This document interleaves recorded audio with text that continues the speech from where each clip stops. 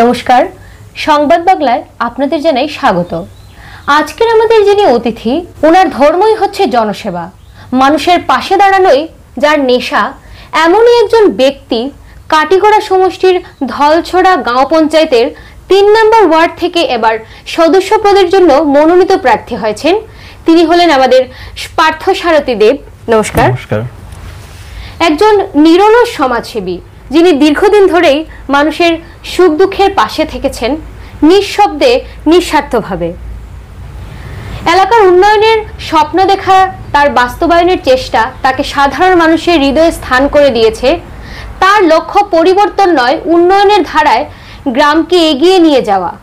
আর আমরা শুনবো তার ভাবনা, তার পরিকল্পনা আর জনগণের প্রতি তার অঙ্গীকারের কথা। নমস্কার, আমাদের সংবাদ বাংলায় আপনাকে সুস্বাগতম। নমস্কার। সংবাদ বাংলা টিম নিউজ চ্যানেলকে আমার পরিবারের পক্ষ থেকে অভিনন্দন যে আজকে ইন্টারভিউ নেওয়ার জন্য আমার এখানে এসেছেন। আচ্ছা, আমরা প্রথমেই আপনাকে একটু জিজ্ঞেস করে নেব, আপনার সম্পর্কে একটু আমাদের দর্শকদের কিছু বলুন। এই এলাকার প্রত্যেকে আমার বিষয়ে অল্প বিষয় জানে, তথাপিও আমি আমার সেলফ ইন্ট্রোডাকশন, আমার নিজের পরিচয়। আমার নাম পার্থসারথী দেব, খুব সাধারণ ঘরের ছেলে। আমার বাবা আর্মি রিটায়ার্ড, কাকু ডিলার, তাদের পরিচয়ই আমার পরিচয়। বাহ, খুব সুন্দর উনি আমাদেরকে উত্তর দিলেন। আমি এবারে জিজ্ঞেস করব, আপনার রাজনৈতিক জীবন বা আপনার সেবামূলক কাজ কবে থেকে আপনি করে আসছেন?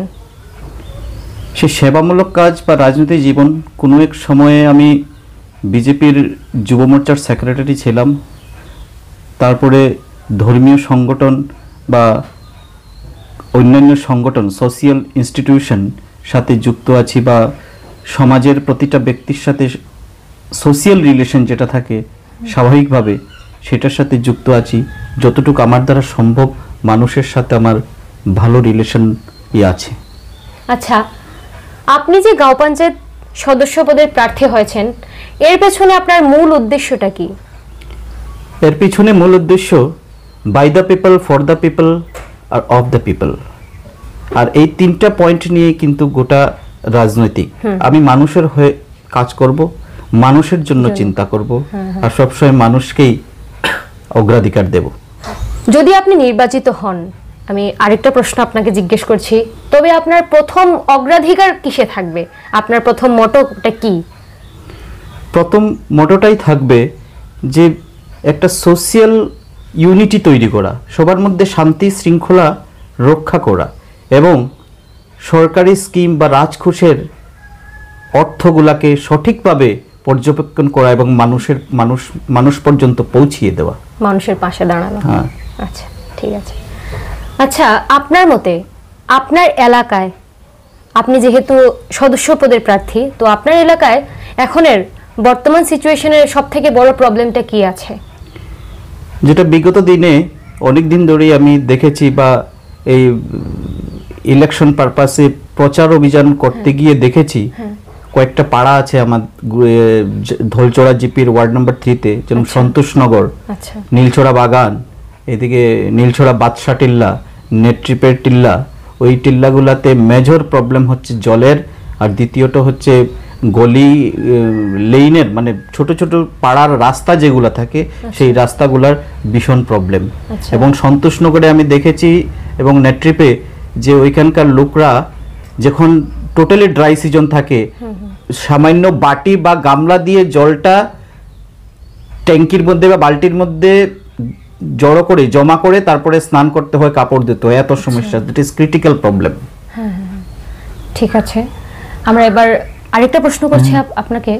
আপনি যদি নির্বাচিত হন, বা বর্তমানেও আপনার সঙ্গে জনযোগাযোগ কেমন আছে, বা আপনি সবার কিভাবে খোঁজ নেন, বা পরবর্তীতে কেমনটা খোঁজ নেবেন? নাকি যেভাবে আমরা শুনে আসছি যে মানে দাঁড়ে দাঁড়ে গেলেই শোনা যায়, একটা বিষয় উঠে আসে যে শুধু নাকি ভোটের সময় প্রার্থীদেরকে দেখা যায়, পরে আর দেখা যায় না। তো সেই প্রশ্নের আপনি কিভাবে, মানে আমাদেরকে, আমার দর্শকদের জন্য কি বলবেন? আপনাকে ধন্যবাদ যে একটা প্র্যাকটিক্যাল কোয়েশ্চেন আপনি করেছেন, সেটা স্বাভাবিক প্রশ্নই।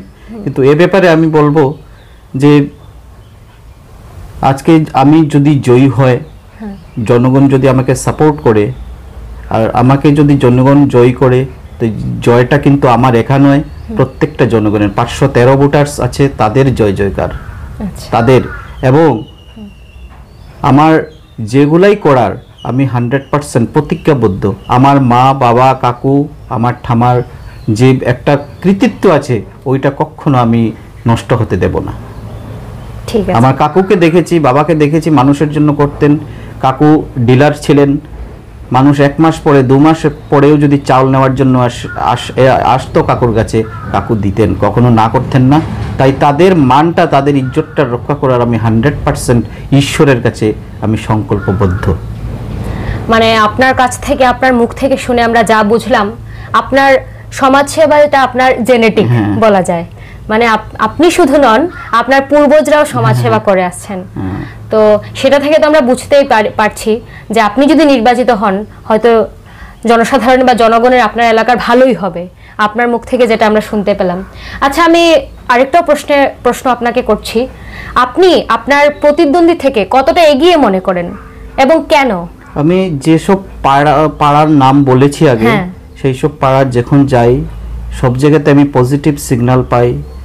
বিশেষ করে আমি আগেও বলেছি যে আমার মা বাবা কাকুর যখন যাই, আমার কাকুর কথা বলেন সবাই, বাবার কথা বলেন, বা যেগুলা বিগত দিনের যখন আমি ছোট ছিলাম তখন প্রত্যেকটা বাড়ির সাথে যে বাবা কাকুর সম্পর্ক ছিল, সেই সম্পর্কগুলো ওরা তুলে ধরেন।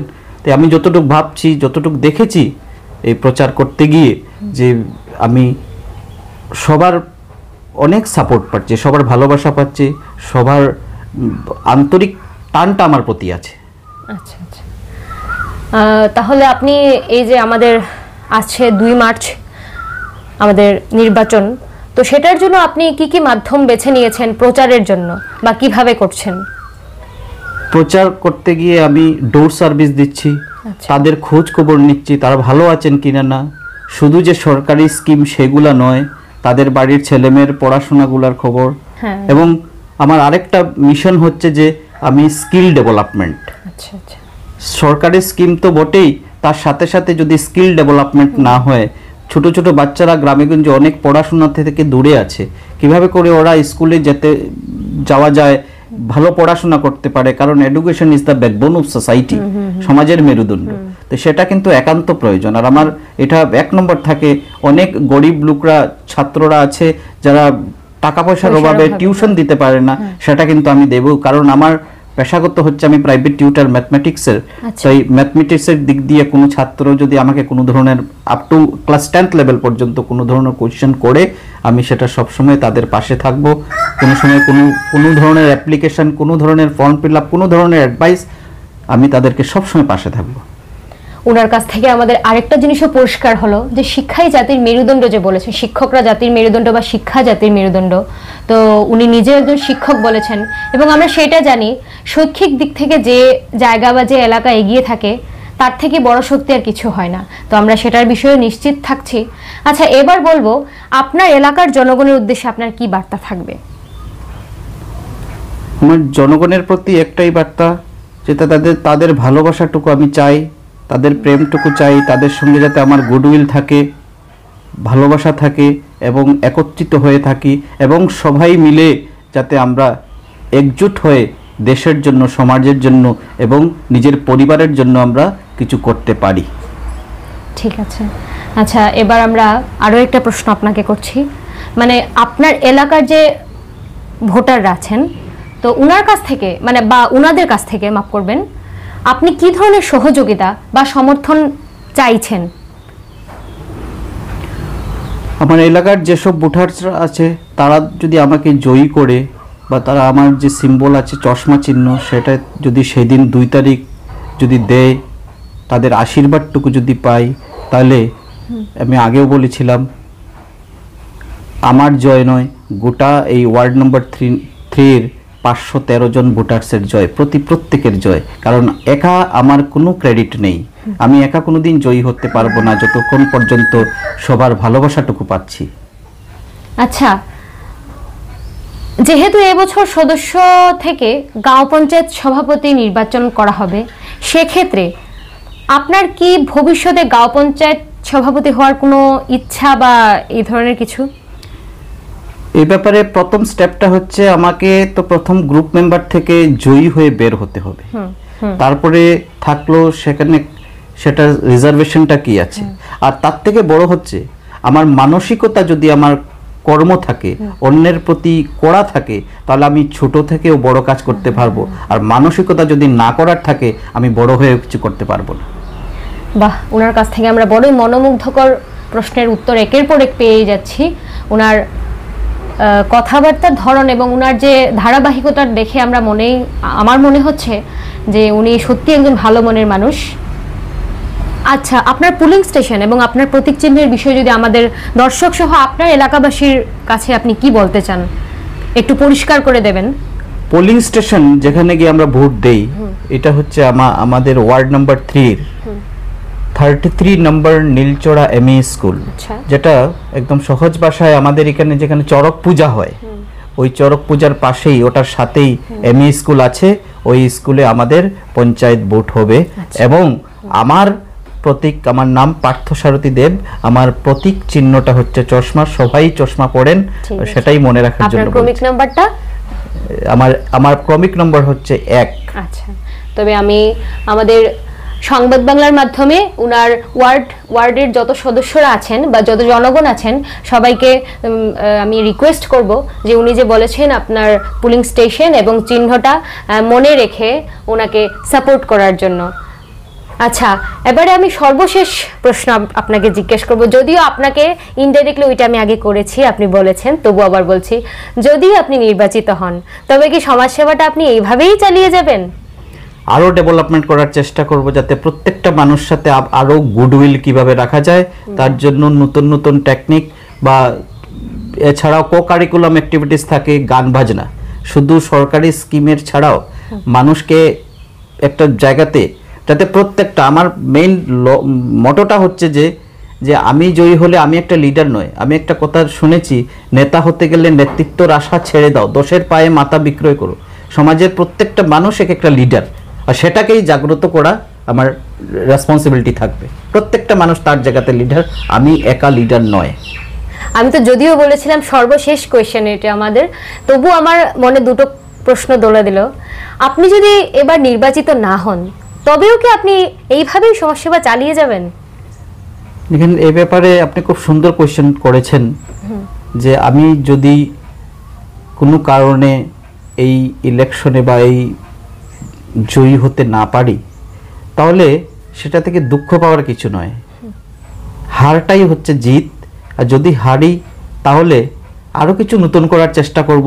আমি খুঁজে দেখব যে আমার গলতটা কোথায়।